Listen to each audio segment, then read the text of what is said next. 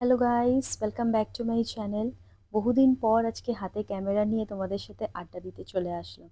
বেশ অনেক দিন ধরেই মিস করছিলাম, কিন্তু due to because of my health আমি একটু শরীরটা ডাউন ছিল, তার জন্য আর অনিন্দ বললো একদম রেস্ট নাও, বেশ কয়েকদিন পরে আবার শুরু করো।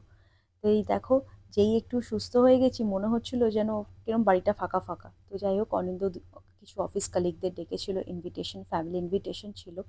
তো তাদের জন্যই আজকে রান্নার সব প্রস্তুতি। আজকে মানে যারা আসবে তারা হচ্ছে সাউথ ইন্ডিয়া থেকে। তো ওর জন্যে প্রপার একদম বেঙ্গলি স্টাইলে ওরা বলেছিল যে একটু বেঙ্গলি কিছু টাচ রাখার জন্যে। তো আমি বললাম বেঙ্গলি টাচ রাখতেই যদি হয় তাহলে ডিমের ডেভিলটা হলে কেমন হয়। আমাদের বাঙালিদের খুব স্পেশাল এটা ডিমের ডেভিল। তো অনিন্দকে বলে দেখলাম যে কি গো, বানাবো? বললো হ্যাঁ হ্যাঁ বানাও, তোমার হাতে ডিমের ডেভিল তো দারুণ হয়, ট্রাই করো, ওরাও ভালোই খাবে। তো ব্যাস চলে রেডি হয়ে গেলাম ডিমের ডেভিল নিয়ে।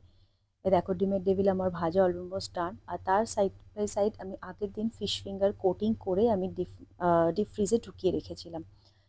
জাস্ট নেক্সট ডেতে ইভিনিংয়ে এটা আমি স্ন্যাক্সটাকে স্টার্টার হিসাবে ভেজে দেবো। আর ডিমের ডেভিল করে আমি ওটিজিতে ওটাকে গরমে, যাতে গরম থাকে তার জন্য ঢুকিয়ে রেখেছিলাম। সাইড বাই সাইড ফিশ ফিঙ্গারটাও ভাজছিলাম। বেশ টেস্টি হয়েছিল, ভাজতে ভাজতে আমিও বেশ কয়েকটা কিন্তু খেয়েই নিয়েছিলাম। আর ডিনারে বানিয়েছিলাম জিরা রাইস, তার সাথে dal makhani, matar paneer and mutton kosha and methi chicken. আর সুইট আইটেমে ছিল হচ্ছে রসগোল্লা।